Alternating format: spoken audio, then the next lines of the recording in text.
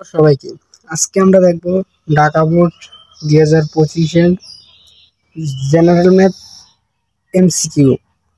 কয়টা এমসিকিউ ক্যালকুলেটরের মাধ্যমে করা যায়। আমার কাছে আছে FX100 MS ক্যালকুলেটর। এটা দিয়ে আমরা দেখব এই এমসিকিউগুলো কীভাবে খুব সহজেই সমাধান করা যায়। দেখুন, প্রথম এমসিকিউ আমাদের কি বলা হয়েছে যে f(y) একটা ফাংশন দেওয়া আছে। এই যে এটা হলে f(-1) এর মান কত। এটা খুবই সোজা ক্যালকুলেটর দিয়ে করা।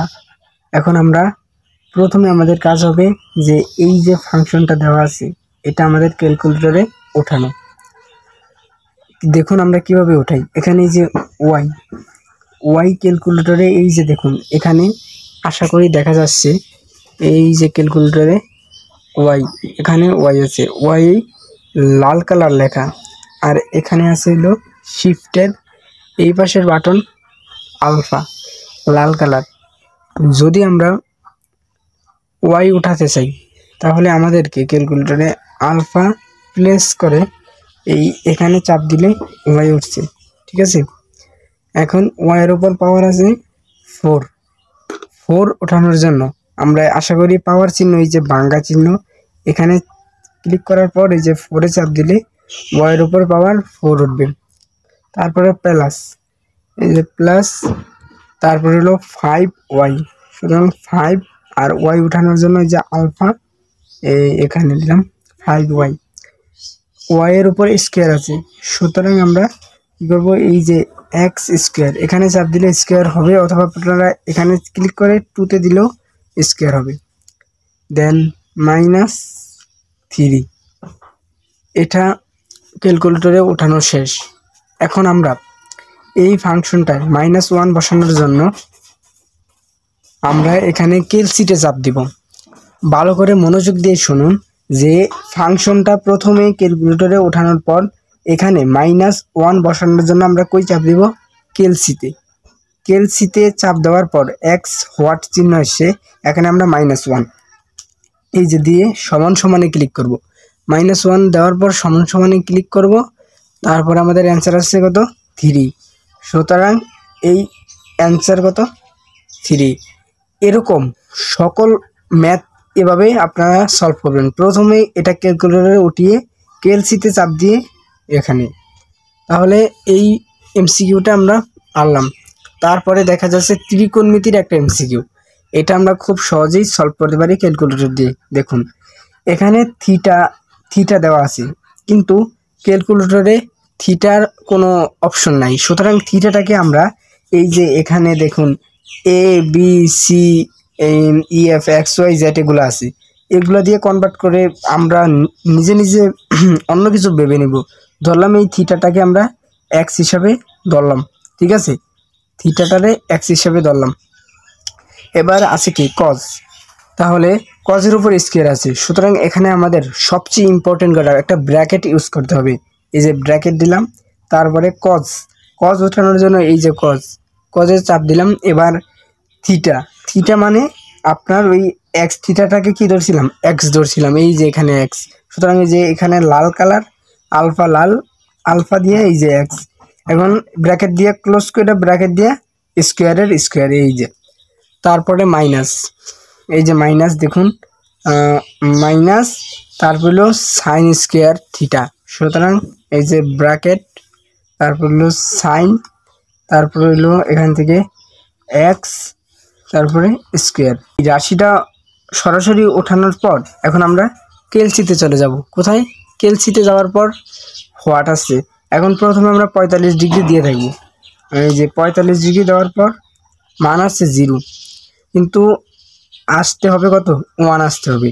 সুতরাং এটা বাদ দিয়ে আবার আরেকটা মান বসানোর জন্য আবার ক্যালসিতে চাপ দিব। তারপরে যদি আমরা 60 দিই তাহলে 60 দেওয়ার পর মান আসছে -0.5, এটা কিন্তু 1 না। সুতরাং আবার ক্যালসিতে দেওয়া। এবার যদি আমরা 0 ডিগ্রি দিই, এই যে 0 ডিগ্রি দেওয়ার পর দেখবেন মান আসছে কত, 1।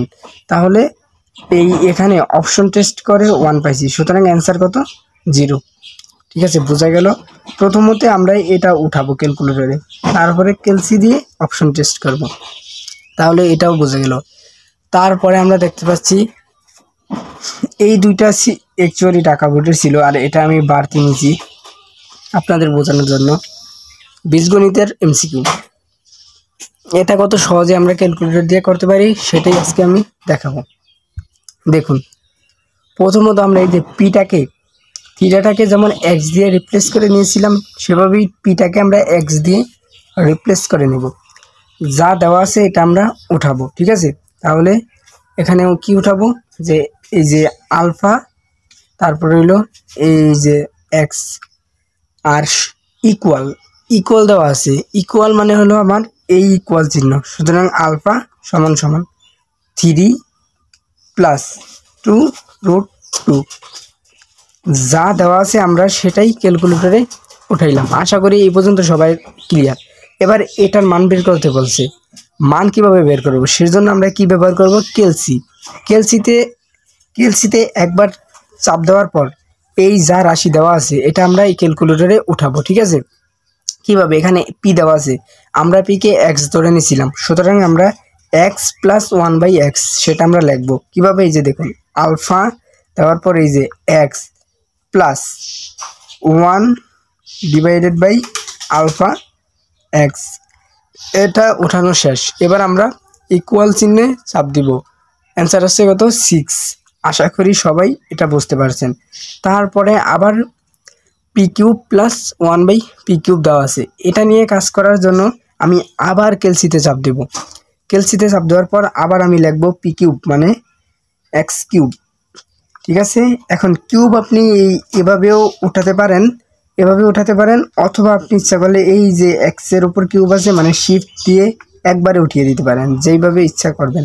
-1/α x এই যে কিউব। এবার আপনি ইকুয়াল চাপ দিবেন, ঠিক আছে। ইকুয়াল চাপ দিবেন, কত অ্যান্সার আসছে 1 পয়েন্ট, এই যে দেখুন অ্যান্সারটা হলো 197.994, এরকম একটা অ্যান্সার, ঠিক আছে। তারপরেরটার একই নিয়ম, এটা আপনাদের জন্য হোমওয়ার্ক থাকবে, যেটা আমি আশা করি সবাই কমেন্টে করে এই নিয়ম অ্যাপ্লাই করে আমাকে অ্যান্সারটা দিবেন।